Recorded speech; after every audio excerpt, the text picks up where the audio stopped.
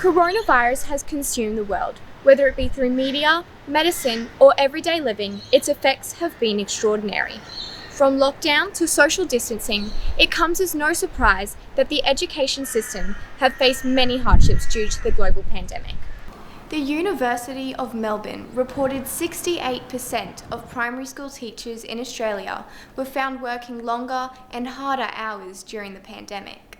A quarter of teachers expressed their concerns about remote education affecting not only the students' well-being, but also teachers. We interviewed Alison Durand, a primary school teacher who personally experienced working under the conditions of COVID-19. Mrs. Durand indulged us in the perspective of primary school teaching and the effects COVID had on not only their work, but also their personal lives. For both you and the students, what about remote learning has been the most difficult part? Well, we've really missed having the students at school, and I think they've missed us. I hope they did. When you teach your children 5 days a week for 40 weeks of the year, you do build a really important relationship with the students, and they become very dependent on you as well. So we really missed that. That was really difficult to cope with, not seeing them every day and helping them with their learning. But we did have some of our essential workers' children here at school as well. So we had staff working remotely from home, we had students working remotely from home, we had staff at school, we had students at school, some had internet, some did not have internet, so it was a really big challenge. What are some changes that you have had to make to your teaching because of COVID-19? Well, the first thing we had to change was our hygiene procedures within the school, obviously because we didn't want COVID-19 to spread across the school community. That took a lot of changes to our timetabling and took a lot of time away from our teaching.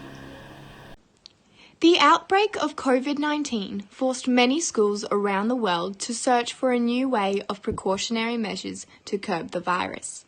We all know that social distancing and hand washing are the most effective ways to prevent the spread of infections. Do Bald Hills State School students really grasp these concepts? Do you think that your students have grasped the concept of social distancing and hygiene throughout this? I think they've probably been quite good with the hygiene, but we did take a lot of training to get them there in the beginning. Social distancing, definitely not. I don't think they have any concept of personal space, especially in year 2. I would imagine the preps would be far worse. So yeah, trying to get them to stay away from each other is a very difficult task. If and when a COVID-19 second wave does happen, will you be prepared for that, and what will you change from the last few months of teaching?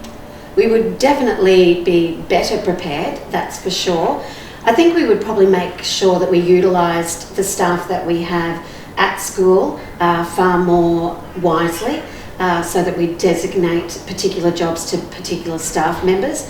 I personally myself probably would prefer to do some more video type teaching for the students so that they understood the concepts better, rather than leaving it all up to the parents to do the teaching. Australia's primary school teachers are still not receiving a break, with teacher aides and school staff continuing to support student health needs as per advice from the Chief Health Officer. They will continue to adapt and prepare for the uncertain future of COVID-19, hoping that the worst of it has passed. For now, schools and the world will continue to follow safety procedures such as hand sanitising, social distancing, and preparing for the unknown future.